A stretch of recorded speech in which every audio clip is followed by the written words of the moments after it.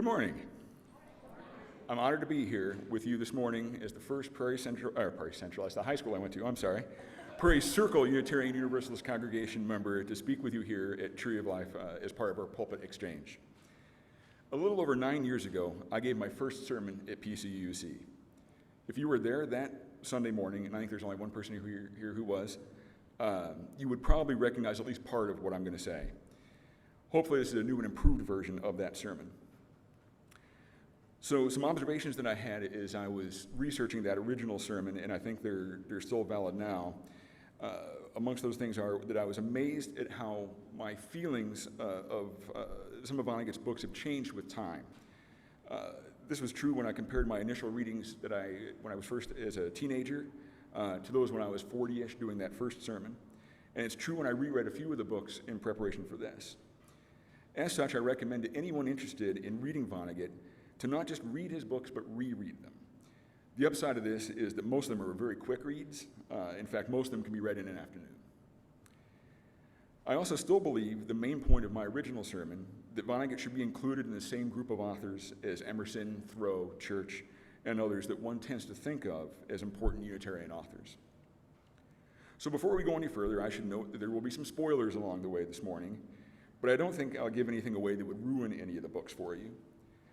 Besides, Vonnegut's been dead for 15 years, and his first work was published in the late 50s, so I don't think I can be really held responsible for spoilers at this point. So we'll start off, was Vonnegut a UU, and does it matter?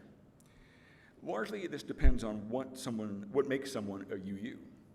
As far as I know, he was never a member of an actual Unitarian or Universalist church. Both his father and grandfather considered themselves to be Unitarians, and they were both architects and together actually designed a Unitarian church in Indianapolis.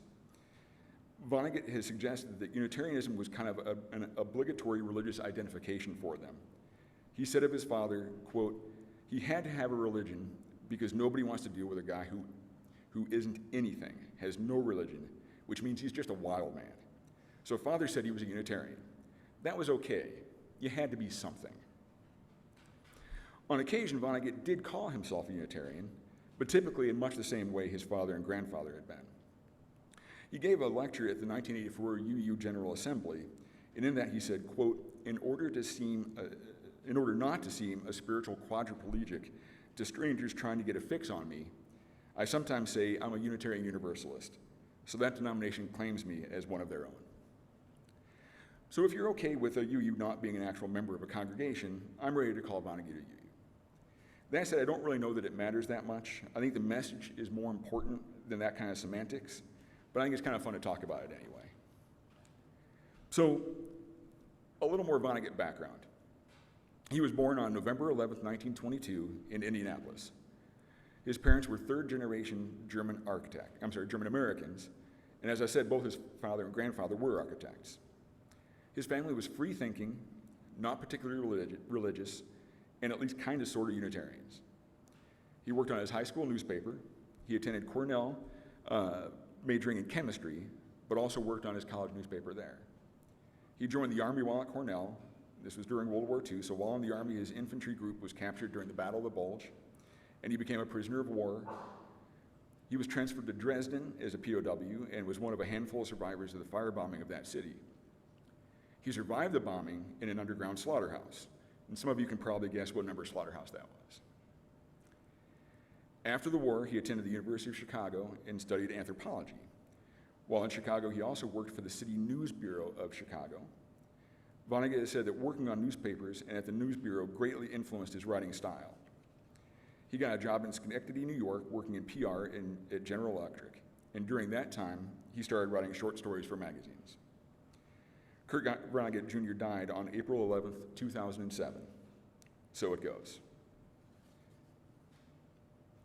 Have any of you ever read a book that's changed your life? I can honestly say that about reading Vonnegut's Sirens of Titan. It was the first of his books that I read, and I must have been about 12. And my older brother Dave gave me his tattered copy thinking that I might like it. He thought Sirens would be a good way to get me starting to read Vonnegut, and I think he was right. I think it's still probably a good choice for 12-year-olds who, like me, had already read some science fiction. After reading Sirens, I went on to read pretty much everything that I'm aware of that Vonnegut published during his life, and most of what was published after he passed. So how did this change my life? Vonnegut's writings helped me to see the world and my place in it in a different way. It particularly impacted my view of religion. His writings made me feel like it was okay to think something other than what I was taught as a child, and it was okay to have different beliefs than those around me, even if it was my family. In short, even though I didn't know it then, Vonnegut helped me to see it was okay to be a UU. So Vonnegut has some UU in his background. He was effectively a UU himself, and he helped me along my journey to become a UU. Does that make him a UU author and someone whose books other UUs should turn to for inspiration and guidance? I would suggest it probably does. But if you're not convinced, here are some examples of how Vonnegut's writings pertain to our principles. Like my brother did with me, I'll start with Sirens of Titan. I think one of the main plot points of Sirens is a great example of the interconnected web of all existence. In the book, there's an alien named Salo, and he's from the planet Chalfalmador, and that will come up again later. It's mentioned in several of his books. Salo was stranded on one of Saturn's moons, Titan, and his spaceship had broken down thousands of years ago. His fellow Chalfalmadorians are aware of his situation and are doing everything they can to get him his part that he needs to fix his ship so he can get home to them. The Chalfalmadorians communicate with Salo by manipulating everything that humanity does. Salo can view things that happen on Earth with a powerful viewer that his ship is equipped with. Some examples of the messages he receives include Stonehenge tells him that a replacement part is being rushed with all speed. The Great Wall of China means, be patient, we haven't forgotten about you. The Kremlin says, you will be on your way before you know it. And the Palace of the League of Nations in Geneva, Switzerland means, pack up your things to be ready to leave on short notice. So eventually a human named Chrono makes his way to Titan following a war on Mars. It's kind of a science fiction book, so it's a roundabout way to get there. Chrono has carried a small strip of metal in his pocket all of his life as a good luck charm. As it turns out, the entire purpose of our existence on Earth is to get Chrono to Titan to bring that little strip of metal so that Salo can fix his ship and go home. If that's not an example of everything being interconnected, I'm not sure what is. So Vonnegut also shows us the interconnected web in his famous book, Slaughterhouse-Five. The main character in that book, Billy Pilgrim, has become unstuck in time. This means that he bounces around through space and time, and I think this itself could be an example of that interconnected web. But what I really like in the book, as far as that, comes again through the Chalfalmadorians. In Slaughterhouse-Five, the Chalfalmadorians have taken Billy Pilgrim prisoner, essentially, and brought him back to their planet, and he's being displayed in a zoo. Billy is told that Chalfalmadorians have 5 genders, and each of which performs a step necessary for reproduction. Billy's confused by this because he can't see all the differences amongst the genders because many of those differences are in the 4th dimension. Billy was then surprised when the Chalfalmadorians told him that they had observed that humans have no fewer than 7 genders, all of which are necessary for reproduction. They tried to make him understand this, but it was difficult because, again, a lot of those differences exist in the 4th dimension. So to try and make him understand, they gave him some examples that male homosexuals were required for human reproduction, but not female ones. Women over the age of 65 are needed, but not men of that age. And babies that live less than an hour are also a requirement. And again, Billy couldn't understand any of this, but again, I like it as an example of the interconnectedness, that there's things that we don't see that are important for things to happen. So the title of the sermon, God Bless You, Mr. Vonnegut, comes from the book God Bless You, Mr. Rosewater. And I think that book is probably the most UU of all of his works, at least in my mind. And it definitely exemplifies the inherent worth and dignity of every person. The main character, Elliot Rosewater, who I quoted from earlier, is an heir to a fortune worth hundreds of millions of dollars. But he chooses to live in a crummy little office in his family's hometown in rural Indiana amongst poor people who live there. He's got his phone number plastered on walls all over the surrounding area for people to call in case of any kind of need. And he answers those calls day and night for assistance from those people. Help often is just listening to them and expressing concern for their well-being. but he also contributes small sums of money and other tangible solutions. As a result, there are many, including those in his own family and a lawyer who is trying to find a way to get his hands on a portion of that family's fortune, who believe Eliot to be insane. Let me say it another way. Eliot is ignoring what others are telling him and choosing to acknowledge the inherent worth and dignity of those forgotten rural Indiana residents, and there are those that consider him insane as a result. Eliot's father is a U.S. senator who cannot understand why Eliot has chosen to live the way he has. God Bless You, Mr. Rosewater was published in 1965, so just over a decade after the McCarthy hearings. So it's reasonable at one point for Senator Rosewater to ask of his son if he is currently, or if he has ever been, a communist. And Eliot responds, quote, "Oh, I have communistic thoughts, but for heaven's sake, Father, nobody can work with the poor and not fall over Karl Marx from time to time, or just fall over the Bible as far as that goes. I think it's terrible the way people don't share things in this country. I think it's a heartless government that will let one baby be born owning a big piece of the country the way I was born, and let another baby be born without owning anything. The least a government can do, it seems to me, is to divide things up fairly among the babies. Life is hard enough without people having to worry themselves sick about money too. There's plenty for everybody in this country if we'd only share more." The senator asks about the incentive of sharing, what this incentive for sharing would be, and Eliot responds, quote, "You mean not being afraid about not getting enough to eat, about not being able to pay the doctor, about not being able to give your family nice clothes, a safe, cheerful, comfortable place to live, a decent education, and a few good times?" So at the end of the book, Eliot is cured of his mental illness, and the time that he spent in Indiana is considered to have been an experiment.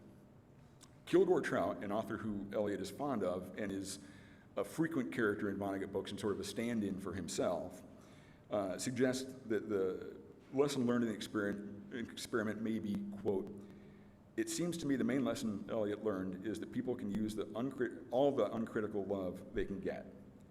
The senator asks if this is news. Trout responds, "It's news that a man was able to give that kind of love over a long period of time. If one man can do it, perhaps others can do it too. It means that our hatred of useless human beings and the cruelties we inflict upon them for their own good need not be parts of human nature. Thanks to the example of Eliot Rosewater, millions upon millions of people learned to love and help whomever they see."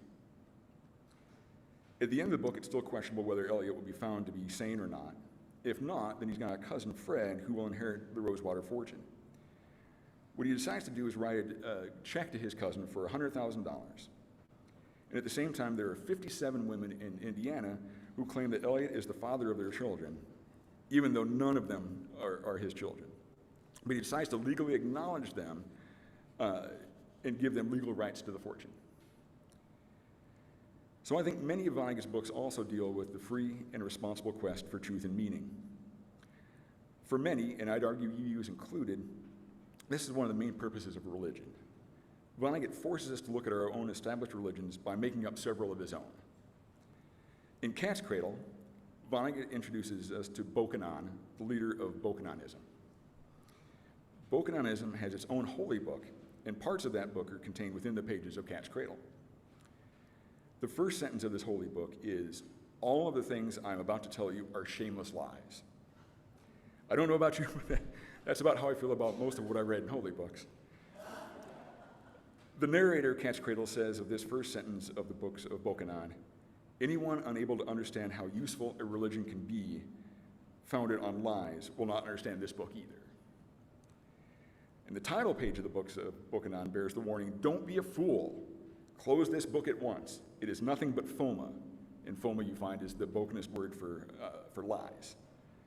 An early passage in the book is, quote, "In the beginning, God created the earth, and he looked upon it in his cosmic loneliness. And God said, let us make living creatures out of mud, so the mud can see what we have done.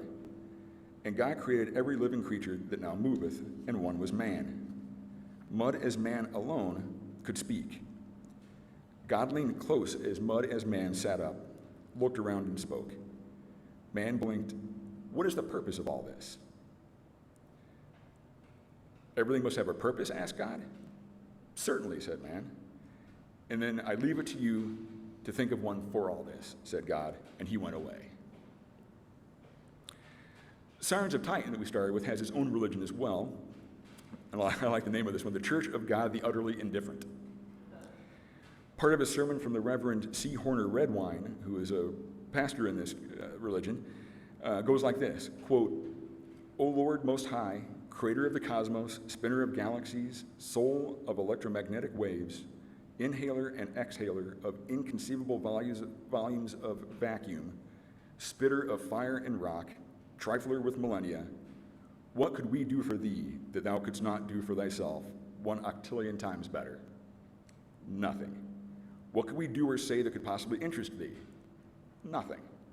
O mankind, rejoice in the apathy of our Creator, for it makes us free and truthful and dignified at last. No longer can a fool like Malachi Constant, and I'll say just a character in the book, point to a ridiculous accident of good luck and say, somebody up there likes me. And no longer can a tyrant say, God wants this or that to happen, and anybody who doesn't help this or that to happen is against God. O Lord Most High, what a glorious weapon is thy apathy, for we have unsheathed it, have thrust and slashed mightily with it, and the claptrap that has so often enslaved us or driven us into the madhouse lies slain. So beyond the sheer amount of UU-themed messages in Vonnegut's books, what I think I like about them as far as something that should be looked at as far as Unitarian text is that they're approachable and entertaining in a way that many others aren't. And I think having read most of his published works by the time that I graduated high school, I think that exemplifies it, that it was easy enough for me to read it at that age. So I hope I've convinced you that you should all be reading or rereading more Vonnegut, and doing so with a UU mindset. And hopefully I haven't ruined anything for you. And I'll offer my apologies if there are Vonnegut readers here and I haven't mentioned your favorite book or character or quote. Kilgore Trout that I mentioned before, I could probably give an entire sermon about Kilgore Trout, but I will wait for another time.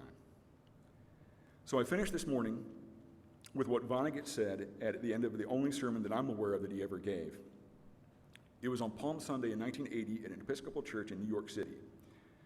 I have taken to ending all of my sermons this way. I thank you for your sweetly faked attention.